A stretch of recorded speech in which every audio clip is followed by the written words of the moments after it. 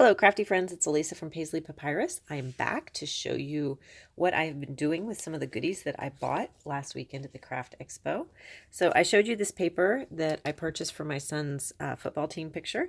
And what I think is interesting is it didn't have enough space between the bottom and the bottom edge of the paper to actually have an 8 by 10 picture. So I had to slice off a little bit of it at the bottom, and so then I ended up matting it on a piece of white and putting it on there. Super simple and done and in the book. And then this one, forgive me for the post-its, I'm covering up some personal information, but this one was that wrestling paper, and I have this, I never know what to do with these papers where the school or the people that you buy it from printed on these like bold pattern backgrounds. But so for this one, that's why I went with the neutral over here, and then I just matted it on white and then went 12 inches top to bottom in black so that it all kind of goes together. I probably should have done that in a cream, but I like the white just fine. So anyway, now that's done. 2 pages done since last weekend. Then let's see, is this the one that I started with? This is. So I got those Kiwi Lane templates that I showed you, and I didn't really want to start with like the paper that I just bought last weekend in case I messed it up. So I went to my stash and I pulled out this paper that I have had for ages and I'm not really into anymore. I'm kind of tired of looking at it. So I cut that out, and now magically I love it.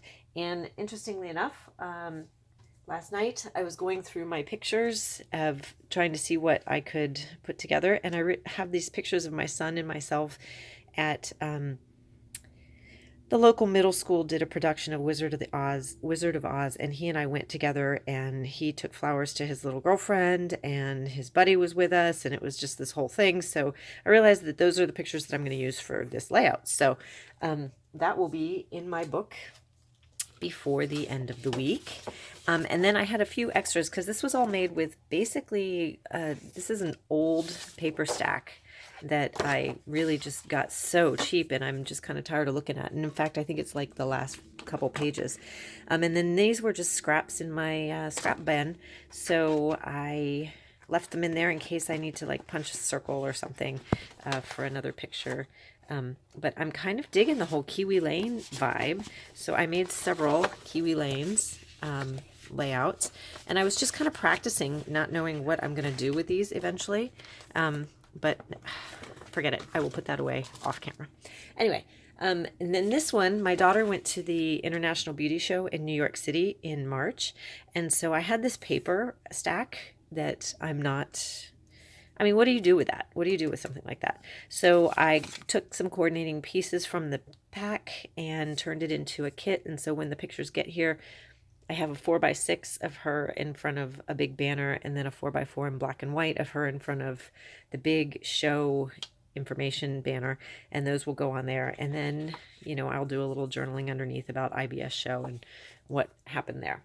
And then this one came from another paper stack, and it's my daughter at prom this past spring.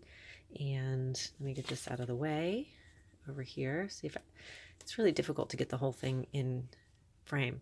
But anyway, there is my Kiwi Lane layout of her going to prom. The pictures are kind of overlapping a little, so I have to trim off the edge. But anyway, that's that. That came from one paper stack that I loved. So I'm finding that the Kiwi Lane is very helpful as you're learning, having paper stack. Now, because I showed you how I organize my paper and have things by theme and so on and so forth. My daughter and I went to the expo last weekend, and I took some pictures, and I was trying to figure out what I was going to use to scrapbook it. And so I thought, hey, let's go to the crafting section. And so I pulled out this ancient, close to my heart, scrapbook layout. And frankly, when I pulled it out, I was like, that is pretty hideous, to be honest with you. Like, it's so dated and I'm so not into it. So I decided to just cut it up, and the worst that happened was that I would throw it away if I didn't like it. But because I Kiwi Laned it, now it's much cuter to me. I mean, I can't say that it's hip and trendy, but it's at least tolerable with this kind of stuff. And what's really interesting to me is, like I told you that I met Tiffany Spalding, who's sort of my craft room goddess, and her logos all have those little squares. So it kind of all ties together. So anyway, I liked it in the end. I'm pleased. I finally got to use scrapbooking memories because I never take pictures of me at scrapbooking events with my girlfriends. So that's that one. And then I have some extras that will actually probably go into the trash can, if I'm being honest with you. And then this is another one where I had a paper stack, and it really only had, like, I don't know, 8 sheets left in the paper stack, and I've had it sitting around here for ages. And so I made myself up a little kit so that whenever the timing is right, these are the extras in case I need to mat things or add things to it. And this is what it looks like whenever I've made it Kiwi Lane style. So I would put either a 4x6 here, with a 6 inches lengthwise, or 2 4x4s, and then a picture there, and then obviously 4x6 here, and then some smaller ones here.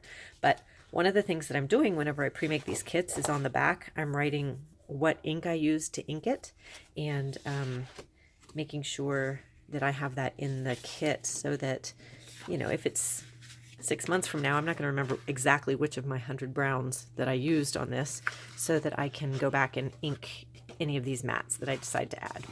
So that's what I'm doing with the scraps, just keeping them in there. And then once the layout is complete, I will either throw them in my scrap bin that I keep over at my die cutting station, or just throw them away. So I have to share with you a lesson I learned the hard way on this one. If you have a dauber that is starting to flake as you're inking the edges of things because it's old, just throw it away. Just save yourself the trouble. Trust me, just toss it, because I have all sorts of little black specks that I had to then cover up on here because well, you can see one right there. I'm not sure if you can see it, but little ink specks on here. And then it, you know, I had like little crumbs all over my ink pad, and then it got all over my templates, and it got all over my lap, and it got into my hands, and it was just a gigantic mess. And it was so not worth using that ink dauber one more time to get the final couple pennies worth out of that $1 ink dauber. I'm just saying, let it go. At a certain point, just pull out a new ink dauber and move on with life. So this is my last Kiwi Lane layout that I have made this week. I told you I took the kids to the farm last week, and I took a ton of pictures. So this is paper from Fun Stamper's Journey, and it's really simple, but I just made that. And then because I know what paper it is, and I know I'm going to put it together pretty quickly, I know where to find the rest to make mats and whatnot. But again, on the back, just in case, I wrote the paper collection that it came from and the ink that I used to dauber around the edges. So thank you for joining me today. I'm having a great time. I mentioned that I think it's a lot of money for the Kiwi Lane templates, but I have to say they're high quality, and I'm totally digging them. So I anticipate that I will probably buy a few more in the next couple months. So anyway, thank you so much, and I hope you are having a wonderful crafty day. Bye bye.